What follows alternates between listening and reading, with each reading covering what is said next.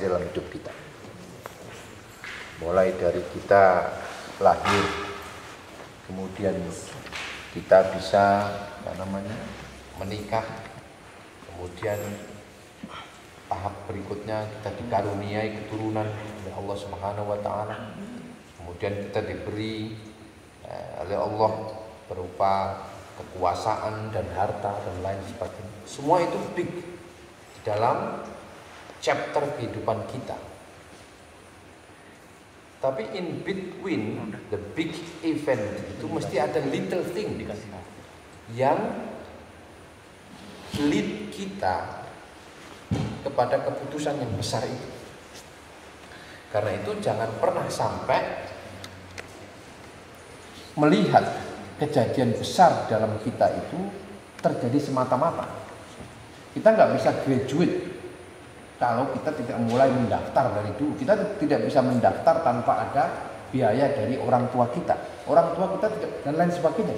Ada kejadian-kejadian kecil di dalam hidup kita yang menjadi biji, yang menjadi penyebab dari tindakan kita yang besar itu. Pencapaian kita yang besar itu hanya bisa terjadi jika tindakan-tindakan kecil itu ada. Itulah makanya jangan pernah mengecilkan perbuatan kebaikan.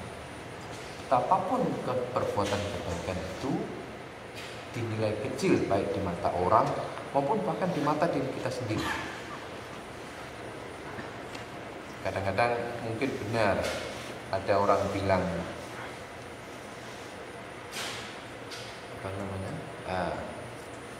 detail itu penting. Karena hal-hal yang kecil itu kadang-kadang kita lupakan bahwa agama ini tidak saja berupa sholat, zakat, jihad, puasa, haji dan lain sebagainya. Tapi senyum kepada orang lain itu pun ibadah. Menyingkirkan duri atau menyingkirkan gelas di jalan atau sampah di park itu juga ibadah. Kita lupa kadang-kadang bahwa karena saking banyaknya informasi yang masuk kepada kita mengenai pentingnya kita untuk melakukan hal-hal yang besar dalam agama kita, lalu kita melupakan hal-hal yang kecil seperti itu.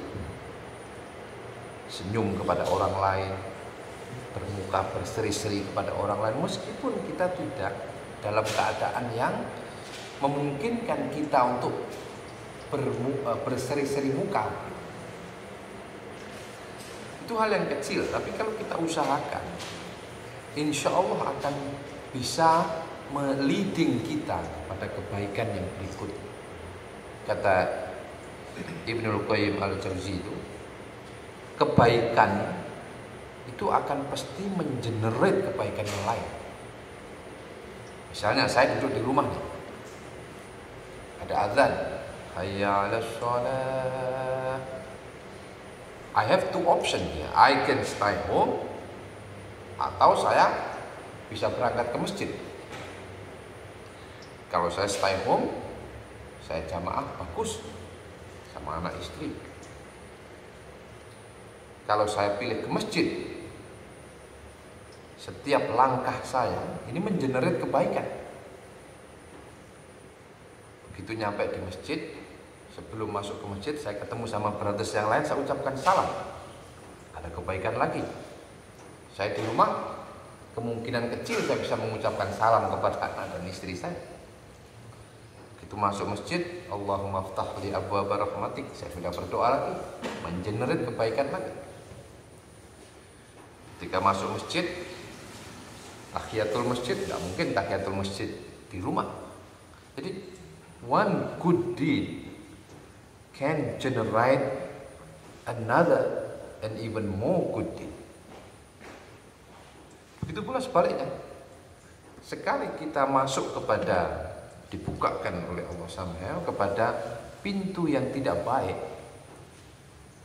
itu seringkali mengenerate kita untuk berbuat dengan tidak baik yang lain.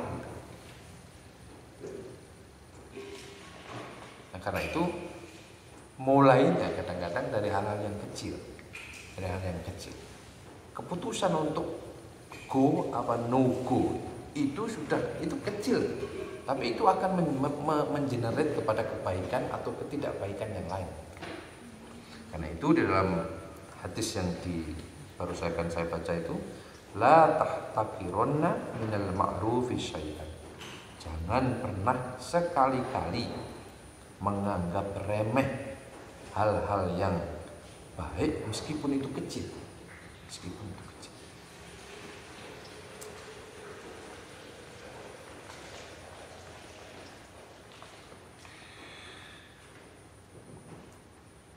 Kemudian misalnya di sini juga dijelaskan pada hadis berikutnya ini untuk menjelaskan jangan pernah misalnya bertemu sama kawannya kalau bisa dengan wajah yang berseri-seri walaupun kita tidak dalam keadaan yang berseri-seri. Kemudian pada penjelasan yang berikutnya, apabila ada tetangga yang sakit kita kunjungi. Kemudian yang berikutnya lagi, tahabu wa ta'adu, salinglah memberi mengasihi sesama kalian dan salinglah kirim mengirimi. Nah, gitu apa bahasanya? Salinglah memberi hadiah satu sama lain sebagai ungkapan rasa cinta kita sesama saudara kita. Kemudian lagi pada hadis yang nomor berikutnya ini, apabila kalian masak masakan sampai sangat detail.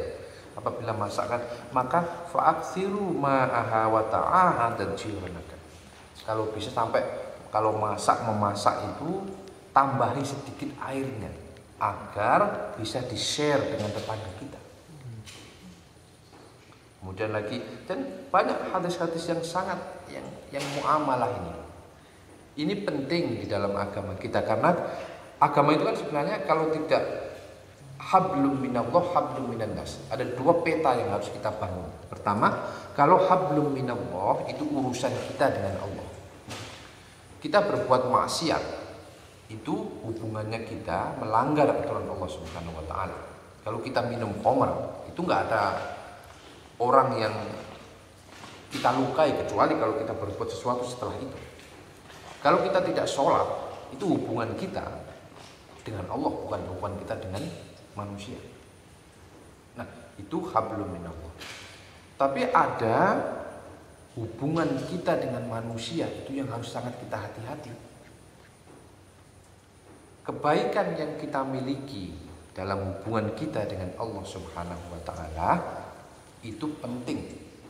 Karena itu membangun kekuatan spiritual kita.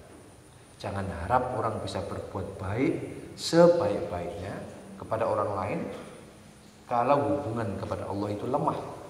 Karena apa? When the time comes, when the hard part comes, itu biasanya crack. Kalau hubungan dengan Allah itu tidak bagus. Karena yang mengenerate dia, yang menjadi motif dia berbuat sesuatu itu bukan karena si A atau si B, tapi karena Allah Subhanahu wa taala which is constant. Allah tidak berubah. Selama hubungan dengan Allah tidak berubah, maka tes kepada hubungan manusia bisa dites.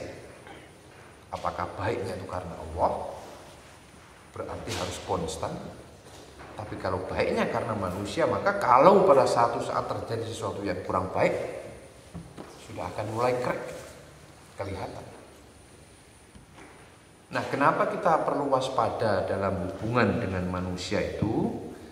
Karena kita semua ingat, mahwal muflis, ya Rasulullah SAW. Dalam hadis Nabi SAW bilang, siapa ya Rasulullah orang yang bangkrut?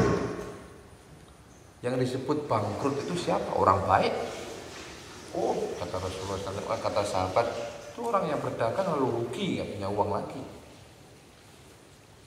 Kata Rasulullah SAW, lah, tidak. Mereka itu adalah orang yang ja'a bi yaumil qiyamati bis sholati waz zakat, orang yang datang kepada Allah Subhanahu wa taala dengan membawa seluruh amalan zakat, puasa, sedekah dan lain sebagainya. Tapi dia dalam bermuamalah dengan manusia, bermuamalah dengan saudara-saudaranya di dunia tidak baik. Dia sering menyakiti, baik melalui perbuatan, menyakiti tidak harus melalui perkataan, tapi melalui perbuatan. Apalagi sekarang media kita banyak, ada yang di iPhone, ada yang di mana. There's so many medium that can be used as conversation medium, baik itu melalui online, offline, whatever it is. Itu tetap menjadi semacam usaha apa menyakiti atau sebaliknya. Lewat itu tindakan-tindakan seperti ghibah kepada saudara kita atau menghalangi saudara-saudara kita yang ingin berbuat kebaikan, kita berusaha menurunkan derajat saudara kita lewat apapun cara dan lain-lain sebagainya. Kita berkampanye kepada orang lain untuk tidak memilih ABC karena orang ini begini dan lain sebagainya. Ada cara-cara lain yang kita bisa lihat dengan kehidupan kita sehari-hari. Nah, kebaikan-kebaikan yang kita kumpulkan melalui ibadah kepada Allah Subhanahu wa taala, hablum minallah itu, kalau kita tidak hati-hati itu bisa hilang karena tindakan-tindakan yang hablum minan nas ini.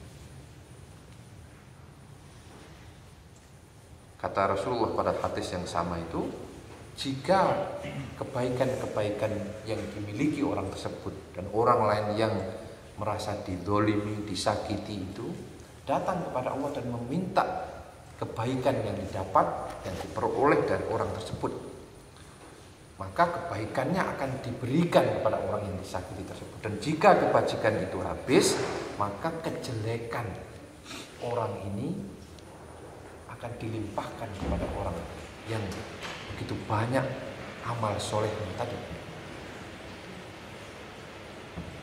Ini hadis yang barangkali sering kita dengar.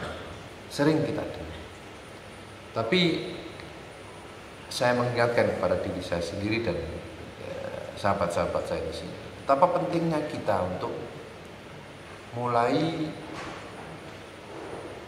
mengabsorb pengetahuan itu di dalam perilaku kita. Jadi knowledge itu harusnya berbuah pada perilaku yang baik, karena kita tidak tahu tingkat kedekatan kita kepada Allah Subhanahu wa taala pada masing-masing orang. Maka ukurannya di dalam pandangan kemanusiaan kita adalah sejauh mana kita bisa berakhlak yang baik, baik kepada manusia, baik kepada lingkungan setempat, baik kepada ciptaan Allah yang lain. Karena itulah ukuran yang bisa kita lihat sebagai bukti bahwa kita punya hablum minallah yang baik. Karena kalau tidak, maka kemungkinan untuk bisa menjadi orang yang muflis tadi, orang yang bangkrut tadi itu sangatlah besar. Karena pada saat itu kata Rasulullah SAW, uang atau namanya itu modal, alat tukar yang berlaku pada saat itu, currency yang berlaku pada saat itu bukanlah lagi dinar, tapi amal kebaikan.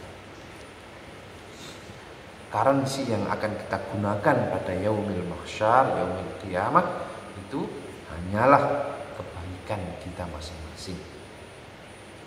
Tidak lagi dirham, tidak lagi wealth yang kita miliki. Jadi itulah pentingnya kenapa hadis-hadis tentang akhlak, hadis-hadis tentang baiknya budi pekerti kita, baik di dalam diri kita maupun keluarga kita, perlu kita bahas dan sering mungkin perlu kita berikan porsi agar kita bisa belajar dan sekaligus mengaplikasikannya.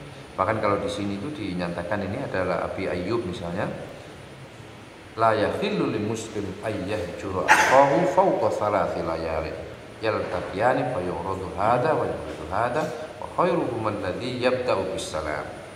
Jadi sampai kalau misalnya kalian berseberangan pendapat dan sampai tidak menyapa, itu batasannya 3 hari. Jadi tidak halal bagi orang muslim untuk berseteru di atas 3 hari. Dia nggak ngomong sampai 3 hari. Kemudian mau masalah ini dan sebagainya. Dan hadis ini ditutup dengan satu perkataan yang baik, wa khairuhuma alladzi yabda'u bisalam. Dan sebaik-baik di antara orang yang berseteru itu tentunya di bawah 3 hari tadi adalah yang memulai dengan mengucapkan salam, artinya untuk menyambung silaturahmi kembali. Kemudian lagi ada di sini diteruskan lagi kullu ma'rufin shadaqah.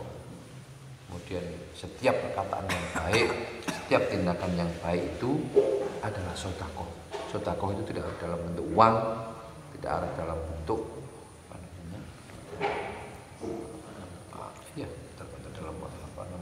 uang atau dalam bentuk wealth, tapi juga tenaga kita, perkataan kita, tindakan kita itu pun bisa menjadi sedekah. Kullu ma'rufin shadaqatun. Setiap tindakan yang baik, kullu itu setiap kebajikan, setiap tindakan yang baik adalah sedekah. Saya kira itu saja satu hal yang barangkali nanti kita bisa kembangkan di dalam diskusi yang lebih luas. Kalau ada tanggapan, saya tidak berpretensi untuk menjawab pertanyaan saya, jadi tidak bisa karena menggantikan Pak Yahya. Jadi Pak Yahya ini nggak nyari-nyari ustadz, nggak ada lagi, ya gimana lagi saya harus membacakan itu. Saya kira itu saja. Semoga apa yang saya sampaikan bermanfaat bagi saya.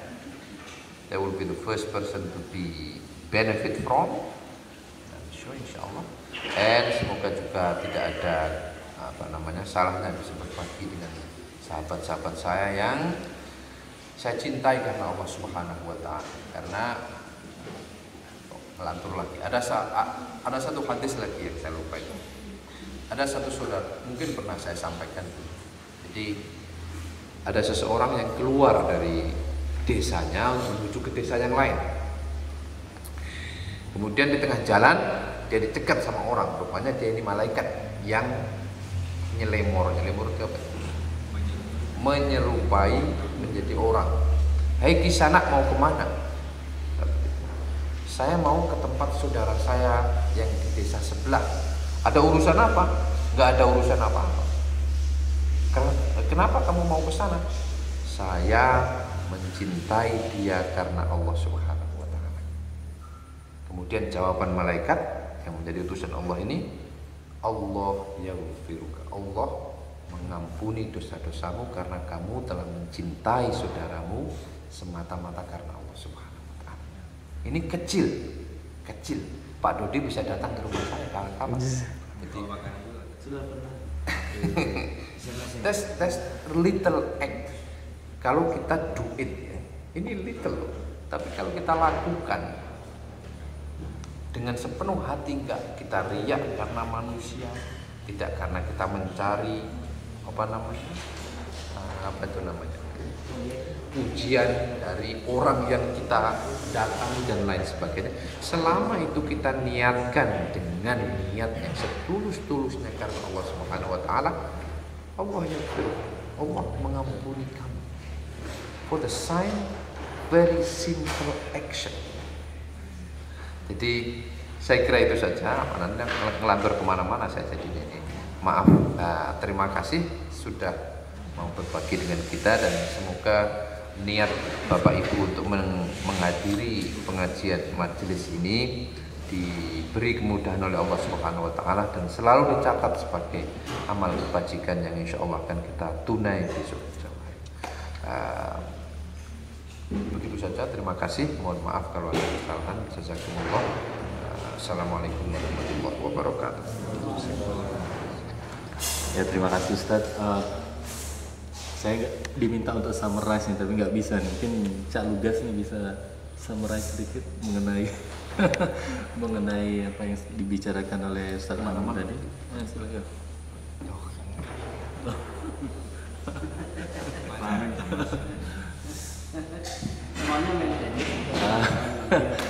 Ya mungkin ini aja, kita buka aja diskusi, ngobrol-ngobrol gitu ya. Kalau ada yang ingin ya tanyalah mengenai hal yang dibicarakan oleh Ustadz Hamid tadi, hal-hal yang simple tapi menurut saya penting ya. Misalnya bersedekah dengan sekedar senyuman gitu ya. Kadang-kadang kita itu kalau ketemu orang nggak mau negur dulu sebelum ditegur gitu kan. Wah, jadi itu kadang-kadang hal-hal yang sepele seperti itu mungkin yang kadang-kadang kita lupa. Mungkin ada teman-teman yang ingin bertanya gitu, kita persilakan.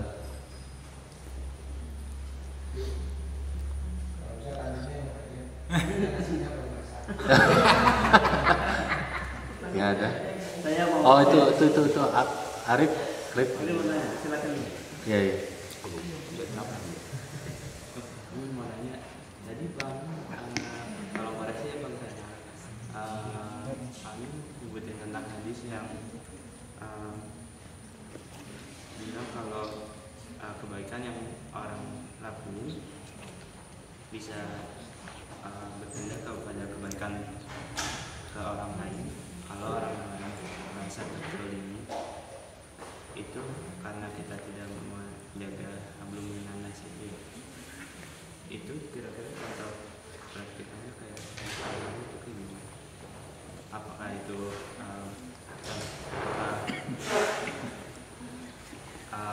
itu salah satu contoh dibilang kalau mungkin sehari-hari kita cuman kerjanya beribadah doang, kayak kita selalu ke masjid tapi kita nggak pernah mikirin apa-apa lingkungan sekitar itu kan, jadi lingkungan sekitar kita nggak pernah. Terima kasih Mas Arif. Jadi hadis yang saya bacakan tadi, saya lupa redaksinya itu, saya nggak nemukan di sini. Itu sangat populer hadis itu sebenarnya, karena ketika sahabat itu berkumpul di Kilau Kamakon Rasulullah, itu kemudian nanya sama sahabat-sahabatnya, tahukah kalian tentang siapa orang yang bangkrut itu? Nah, kemudian para sahabat menjawab, orang bangkrut itu adalah orang yang berdagang lalu hilang uangnya, lalu dia nggak punya lagi uang. Tidak, kata Rasulullah SAW, itu orang yang ja'a yaumil qiyamah itu dengan bisolat, wazakat, dengan pahala solat, pahala zakat dan lain sebagainya. Tapi dia mengumpat orang, dia mencaci orang, dia tindakan-tindakan seperti itulah. Kalau mungkin mendolimi orang dan lain sebagainya. Akhirnya pada hari kiamat orang-orang itu meminta keadilan kepada Allah Subhanahu wa taala, dan lalu karena siapapun tidak akan rela dia diumpat atau dicerca atau dicaci maki oleh orang itu. Nah, akhirnya Allah, karena Allah yang maha adil, akan memberikan kebaikan yang dia miliki itu kepada orang yang dicaci atau yang dimaki tadi. Kalau kemudian, kata hati Nabi yang mulia, kalau kemudian dia sudah habis amal kebaikannya dari zakat, sholat, puasa dan lain sebagainya itu, maka sementara masih banyak orang yang antri, orang yang dicaci ini. Saking banyaknya orang yang dicaci, yang banyaknya orang yang dimaki, dan banyak orang yang diribah dan lain sebagainya, maka orang ini tetap meminta keadilan Allah Subhanahu wa taala. Allah tetap Maha Adil. Maka karena kebajikannya habis, maka yang berikutnya adalah kejelekan dari orang yang dicaci itu satu demi satu akan dilimpahkan kepada orang yang mencaci tadi, meskipun dia datang kepada Allah Subhanahu wa taala dengan amalan sholat, zakat, puasa dan sebagainya. Maka itu disebut orang yang bangkrut. Dia datang dengan banyak, tapi akhirnya sedikit demi sedikit amal kebajikannya itu hilang karena tindakan-tindakan yang kurang baik tadi. Nah, saya menggambarkan itu penting karena apa? Untuk mewaspadai diri kita sendiri. Jadi jangan-jangan kita lalu fokus kepada kegiatan hablum minallah kepada kita memperbaiki ibadah, which is good. Kita nggak boleh melupakan hablum minallah itu. Tapi juga tidak kalah pentingnya adalah jangan sampai yang berhubungan dengan manusia ini, dalam bermuamalah dengan manusia ini kita lupakan juga. Mentang-mentang kita sholat lalu kita bisa jadi jalan memaki-maki orang, nggak bisa begitu. Karena jangan-jangan kita yang telah sholat, zakat, puasa dan lain sebagainya itu menjadi orang yang muflis seperti tadi. Ini mewaspadai diri kita agar amal yang kita miliki yang sedikit itu jangan kita kasih orang lagi. Sudah sedikit mau kita bagi kepada orang lain lagi kan sayang. Sometimes in our lifetime mesti come across, kita jangan berpikir kita nggak mungkin amat, mesti kita melakukan, termasuk saya sendiri, baik disengaja maupun tidak disengaja, mesti itu melakukan. Dan itu pentingnya istighfar kita kepada Allah, itu mengampuni. Tapi juga pentingnya kita meminta maaf kepada saudara-saudara kita yang barangkali pernah kita gunjing, pernah kita omong di belakang dia, atau kita sakiti baik langsung dan lain sebagainya. Karena itu menurut saya tidak ada salahnya juga kalau misalnya kita datang sekali ketemu, kita bersalaman, meminta maaf, there's nothing wrong. Paling tidak dalam mungkin tidak harus menunggu hari raya kita meminta itu meminta maaf gitu. Tapi kita saling merelakan karena apa? Itu ditutup dengan hadis lagi itu. Jadi yang lebih bagus di antara kalian adalah yang memulai salam tadi. Kalau ada hal-hal yang tidak kita sukai, tapi kita mengucapkan dulu, meminta maaf dari kita kalau kita ada kesalahan. Kita nggak tahu. Karena itu message-nya sebenarnya kita menjaga amalan soleh kita ini yang sudah sedikit itu jangan sampai kita kasihkan orang lain. Kita keep. Siapa? Pak Yahya pernah cerita itu kan, Abu Hurairah yang amalnya segitu besar saja masih sedikit, merasa perjalanannya masih panjang. Lah kita ini apalagi saya masih belum ada apa-apa, sudah sedikit kita mau bagi-bagi lagi. Nah, what we gonna come up with, itulah pentingnya. Nah, saya kira itu, jadi mewaspadai, jangan-jangan karena kita gini, kita melakukan kajian, kita datang kepada lembaga ilmu dan lain sebagainya, tapi kita bekerja untuk orang lain. Bekerja untuk orang lain artinya apa? Kita ngerasani si X, ngerasani si Y, si Z dan lain sebagainya di tempat pengajian kita. Kita berbuat baik ini, tapi kita secara tidak langsung memberi pahala itu kepada mereka. We didn't realize that sometimes. Karena kan itu kesadaran itu penting untuk menjaga amal kita yang sedikit ini. Jangan sampai, kamu jangan ngambil-ngambil, ini amal saya cuma sedikit, masa kamu mau ambil-ambil lagi. Gitu. Saya kira itu penting agar kita tahu batasnya. And ini debatable, membicarakan orang dalam konteks yang mana. Saya tidak punya itu. Tapi ada niat kita yang involve, kalau kita ingin menggunjing orang, membicarakan orang dengan batasan diskusi ilmiah misalnya gitu, untuk sesuatu yang kalau manfaat lebih besar, nah ini beda lagi ininya. Tapi kita sendiri yang bisa membatasi. Tapi yang intinya pesannya adalah jangan sampai amal yang sedikit yang kita miliki ini masih juga diambili oleh orang lain. Akhirnya kita menjadi na'udzubillah menjadi orang-orang yang muflis. Saya kira begitu Mas. Ya, terima kasih Ustaz. Memang menarik itu. Mungkin ada teman-teman lagi yang ingin bertanya. Saya komen sedikit karena memang hablum minan nas ini kayaknya masih menjadi hal yang mungkin sangat kurang ya terutama komunitas Muslim mungkin di mana-mana ya. Kalau kita lihat kadang-kadang orang sholat ke masjid gitu ya, tapi parkir sembarangan gitu ya. Saya ingat di Preston itu komplain tertinggi dari tetangga itu pada saat Ramadan gitu, dimana Ramadan itu seharusnya menjadi bulan yang mungkin yang harusnya banyak beribadah, tapi kalau di Preston itu komplain dari tetangga itu paling tinggi itu pada saat Ramadan adalah orang yang parkir sembarangan lah, ngeblok tempat jalan yang lain gitu, atau anak-anak main-main di luar, mereka mulai ya geret-geretin mobil tetangga kayak gitu ya.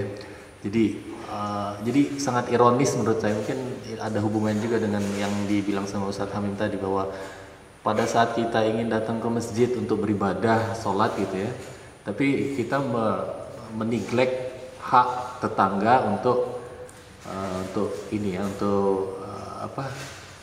tinggal dengan tenang gitu, nyaman gitu ya. Kadang-kadang bahkan pada saat subuh gitu kita habis iktikaf gitu ya, begitu selesai iktikaf pada saat lagi setelah subuh itu anak-anak ribut gitu keluar gitu, ke tetangga terbangun gitu ya. Jadi apa gunanya kita beriktikaf bermalam-malam sampai dari malam gitu, tapi pada saat yang sama setelah itu kita melanggar hak tetangga untuk tidur tenang gitu ya. Jadi mungkin saya pikir menarik itu bahasanya Ustadz. Mungkin saya nggak tahu apakah ada solusinya ya. Kenapa kok kelihatannya masyarakat Muslim itu dengan hal-hal yang kelihatannya sepele seperti itu masih belum bisa disiplin gitu ya. Kita datang sholat ke masjid karena ingin cepat dapat jamaah, kemudian parkir mobil pas di depan masjid itu gitu ya, memblok mobil-mobil yang lain. Saya pikir kadang-kadang ini dia dapat pahala untuk sholat, tapi pada saat yang lain dia melanggar hak orang lain untuk parkir dengan benar segala macam. Mungkin itu yang saya lihat kebanyakan dari pengalaman saya yang kelihatan di daerah tinggal di daerah Muslim ini ya, di sini ya. Mungkin ada teman-teman lain yang mungkin ingin menambahkan. Ustaz, ya, Pak Dodi, silakan. Katanya itu pasti bukan orang Indonesia yang parkir depan masjid. Bukan orang Indonesia ya. No comment kalau itu, nanti dipikir gibah lagi saya. Tapi itu sering terjadi seperti itu, kita ingin sholat cepat gitu ya, ingin dapat jamaah, kemudian karena tidak dapat parkir lagi langsung aja masuk ke dalam parkir masjid itu, parkir di depan persis di depan pintu masjid itu, atau memakai parkir yang disable. Karena yang disable ini kan selalu kosong ini, jadi begitu dia nggak dapat tempat lain, dia langsung masuk ke disable parking gitu ya. Artinya hal-hal yang seperti ini sebenarnya sepele, tapi belum kayaknya itu masih menjadi problem di komunitas Muslim, terutama mungkin di Australia ini kali ya. Mungkin itu. Coba saya mau tambah. Iya silakan Pak Dodi. Sebetulnya mungkin ada dua hal. Yang pertama itu mungkin kita tuh sebagai community juga belum berani. Kita cuma mau ma'ruf yang baru kuat, nahi mungkar belum. Jadi kalau ada kawan kita berbuat salah parkir, siapa aja orang Muslim, jangan parkir di sana. Kita everyone should have a responsibility untuk menunjukkan, mengasih tahu, mengingatkan. Jadi mungkin itu, atau juga mungkin juga dari pribadi yang mungkin dari kecil tuh kan, kalau kita sholat subuh kan ada jamnya tuh, jam sekian sampai jam sekian, jadi tidak tepat waktu, jadi disiplin kurang. Padahal kalau sholat kan harusnya di awal waktu. Jadi banyak kemungkinan orang tuh menerjemahkan itu sholat zuhur dari jam berapa, jam 12.30 sampai jam 4 kan lama sekali. Jadi kalau janji pun sering terlambat. Ya. Jadi itu kembali lagi masalah disiplin. Karena salah menganalisa bahwa yang benar itu adalah di awal waktu. Kan? Jadi mulai kembali kepada pribadi. Satu lagi saya mau tambahkan di sini, di kantor saya itu ada yang namanya toilet talk. Jadi pernah saya membaca apa itu, cukup panjang tulisan masalah senyum. Jadi di sini dikupas. Kalau kita tidak ada orang, coba siapa aja waktu kita kerja misalnya, kan nggak ada orang tuh. Coba senyum, naikkan bibirnya ke belakang, senyum. What do you feel? Jadi katanya kita menarik bibir ke belakang itu, otak kita otomatis mengeluarkan ini enzim yang membawa kehangatan ke dada dan memberi kebahagiaan. Apalagi ini kalau kita sharing sama kawan, jadi yang energi positif itu sebetulnya tidak pernah hilang dari dunia ini. Makanya tadi itu segala kebajikan, senyum kita itu memberi kehangatan ke kita, membahagiakan orang lain. Dia pindah begitu, menular. Itu di toilet yang dikaji secara medis gitu. Jadi ya sekadar membagi pengalaman bahwa memang coba praktekkan, pulang nanti senyum, sedang senyum aja, terasa hangat di dada, senang kita. Jadi barangkali memang ada benarnya, saya kira benar. Semakin banyak kita senyum membahagiakan orang lain, semakin baik kita dan komuniti. Ya, ada yang tanggapi kan?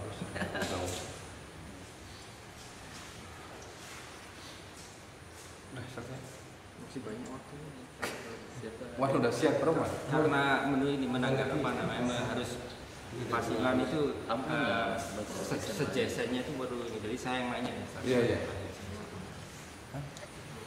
I think what you're saying is that I think the cream of the cream that I can take home today to actually tell my wife and my children that number one is that we should not underestimate any good deed if it is very small. Number two is that once you actually open the door of the good deed, it's going to generate any other good deeds that you can do. Number three, when Allah is actually misguide you and show you about the bad deed, then also is going to generate, it's going to lead you to another bad deed. There's three things. My question is that I think we talk about sodakoh tadi itu, about senyum, about kepada orang lain, about giving wealth, and then yet you also mentioned that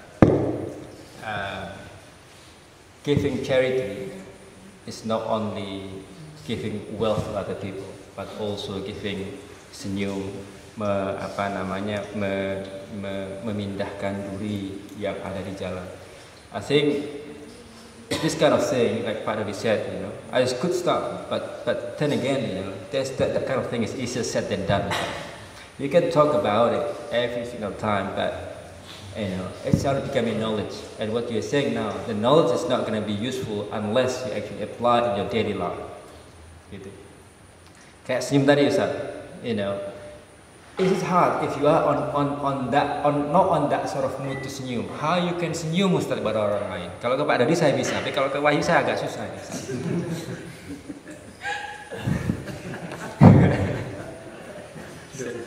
saya diketahuan.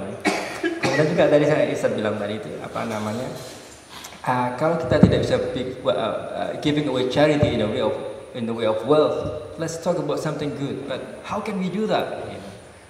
My real question is that instead of just talking about it, what I want from you is that to give us a tips bagaimana supaya kalau kita tadi itu bisa tersenyum pada saat kita tidak mau tersenyum. Karena apa? Keadaan pada saat keadaan diri kita tidak mau tersenyum, bagaimana kita bisa tersenyum seperti tadi ketemu Wahyu pagi-pagi. I have a problem with Wahyu, but I have to senyum dengan dia. Masih salah dengan dia. How can I do that? Number one. Number two, I don't have money, but then untuk talking about something good to people, untuk untuk tidak mengunjungi orang, that's be hard. Because sometimes deep down in there you have that intention, even though you try to kind of cover it up just a bit. Gitu Ustaz. Jadi tips-tipsnya itu supaya gimana kita ini bisa mengaplikasikan apa-apa yang kita bisa terima sebagai knowledge hari ini ke dalam kehidupan sehari-hari kita. Assalamualaikum warahmatullahi wabarakatuh. Wah, urusan tip ini saya tidak bisa saya. Tapi ada satu garis yang saya tarik.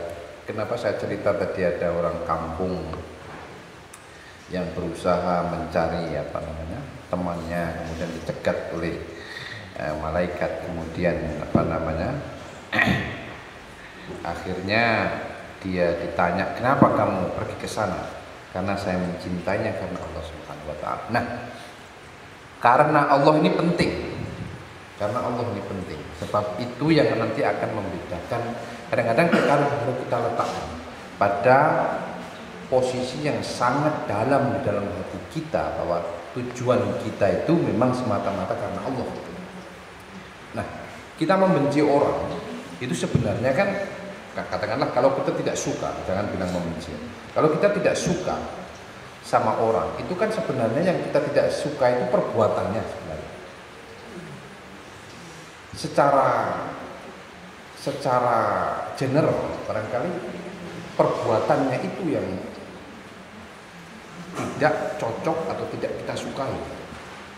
Nah, kalau kita tidak suka karena perbuatannya, maka sesungguhnya kita punya dua cara.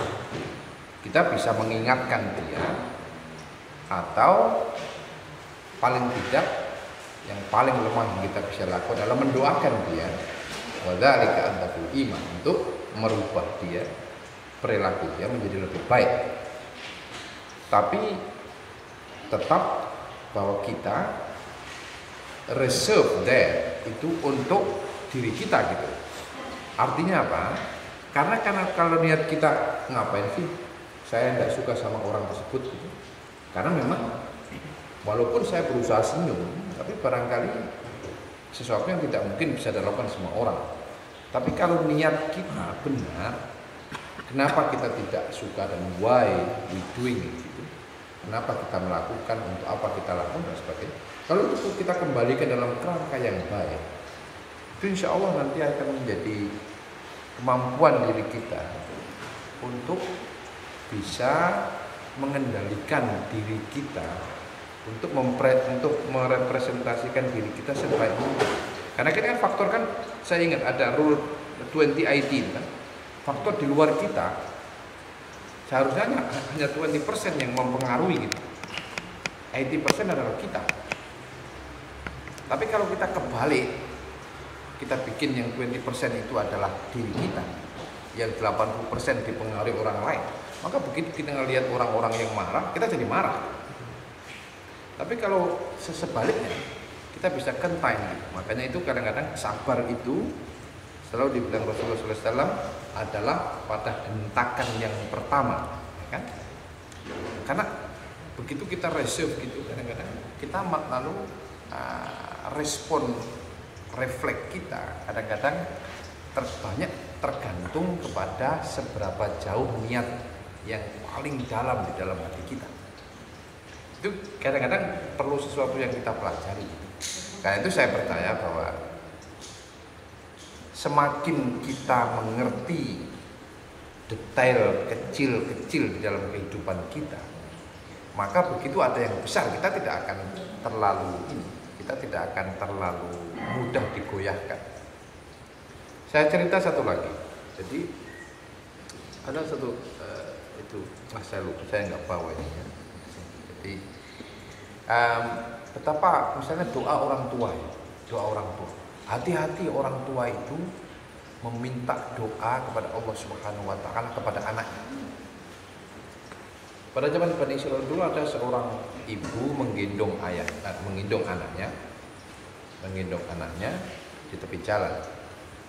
lewatlah al-jabbar ya, penguasa yang kaya, yang berpakaian mewah dan lain sebagainya. Kemudian dia berdoa kepada Allah, ya Allah jadikan anak saya seperti dia.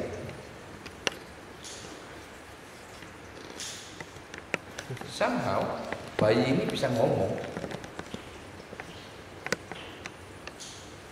Jangan, wahai ibu, jangan berdoa kepada Allah, engkau jadikan saya seperti dia. Karena dia adalah penguasa yang bengis, yang menyalahgunakan kekuasaannya dengan sewenang-wenang.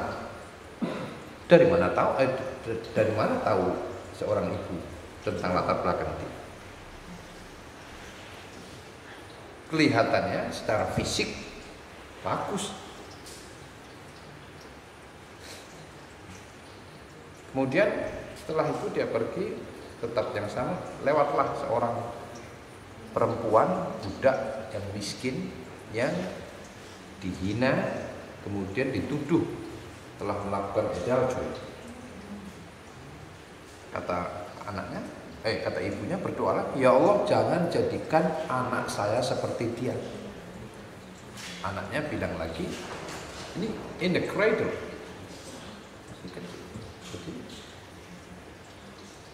Karena apa? Jadi lalu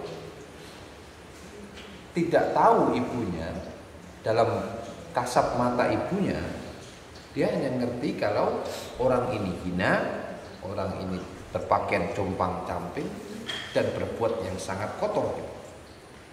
Tapi tidak tahu apa yang menjadi kebaikan dari dia.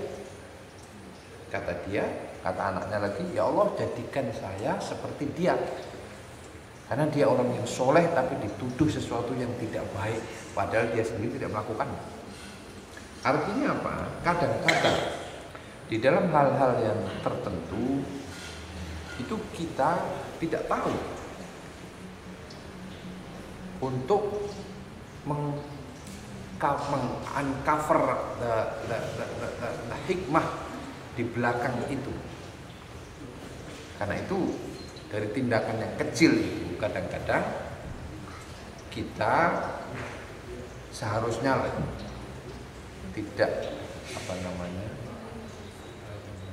tidak saja bisa mengendalikan diri kita, tapi juga menyambungkan sesuatu yang terjadi itu kepada Allah Subhanahu wa taala. Kadang-kadang hal yang kecil yang kita tidak tahu, yang kelihatannya bagus gitu, sesuatu yang flashy di depan kita, tapi itu tidak baik buat kita. Ada yang kelihatannya sangat buruk, kelihatan di depan mata kita, tapi itu baik buat kita. Nah itulah, jadi itu biasanya terjadi karena pola hubungan hablum minallah itu belum seberapa kuat. Tapi kalau pola hubungan kepada Allah Subhanahu wa taala itu kuat, maka kembalinya kepada Allah itu gampang. Ya Allah, jika itu baik buat anak saya, jadikanlah dia seperti itu. Jika itu buruk buat anak saya, jangan jadikan anak saya seperti itu. Karena itu hubungan yang benar, bukan semata-mata didrive oleh kasat mata kita. Malah kemana-mana saya cerita. Terima kasih, saya sudah. Ini terima kasih. Nanti kalau ada pertanyaan lagi, bukan pertanyaan, tanggapan itu silahkan diomongkan. Terima kasih pada Mas Taha yang menyempatkan diri datang. Jazakumullah khairan. Assalamualaikum warahmatullahi wabarakatuh. Assalamualaikum. Ya, terima kasih Ustaz Hamim. Mungkin akan ya insyaallah kita tutup saja pengajian karena mungkin tidak ada yang nanya lagi dan makanannya kelihatannya sudah siap. Juga mungkin Pak Dodi ini akan berangkat besok haji, kita doakan mudah-mudahan dapat haji yang mabrur. Bergabung dengan teman-teman AMCP yang sudah pada berangkat. Marilah kita tutup pengajian ini sama-sama membaca doa kafaratul majlis. Subhanakallahumma bihamdika asyhadu an la ilaha illa anta astaghfiruka wa atubu ilaik. Assalamualaikum warahmatullahi wabarakatuh. Assalamualaikum.